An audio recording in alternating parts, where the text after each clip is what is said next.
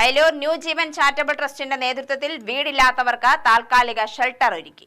മേലാർകോട് ഗ്രാമപഞ്ചായത്തിലെ 4 കുടുംബങ്ങൾക്കാണ് ന്യൂജീവൻ ചാരിറ്റബിൾ ട്രസ്റ്റിന്റെ നേതൃത്വത്തിൽ വീടില്ലാത്തവർക്ക് താൽക്കാലിക ഷെൽട്ടർ ഒരുക്കിയത്.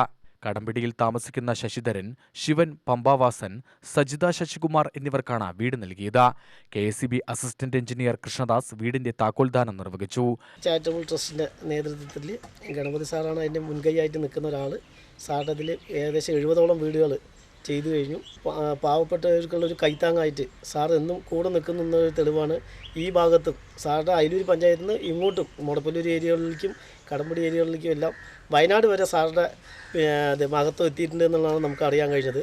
പാവങ്ങൾക്ക് എന്നും ഒരു കൈത്താങ്ങായിട്ടാണ് ഗണപതി സാറ് നിൽക്കുന്നത് എന്നാണ് എനിക്ക് ഈ അവസരത്തിൽ പറയാൻ കഴിഞ്ഞത്. ട്രസ്റ്റ് രക്ഷാധികാരി കേണൽ AR ഗണപതി അധ്യക്ഷനായി. മീന ഗണപതി, N സന്തോഷ്, ചന്ദ്രൻ വടക്കേതിൽ, വിജു പ്രസാദ് എന്നിവർ പ്രസംഗിച്ചു.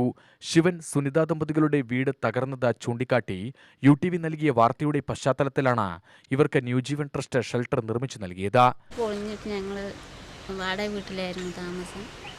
ഇങ്ങനെ വീട് കിട്ടിയതിന് വളരെ സന്തോഷമുണ്ട്. UTV news, Palakkad.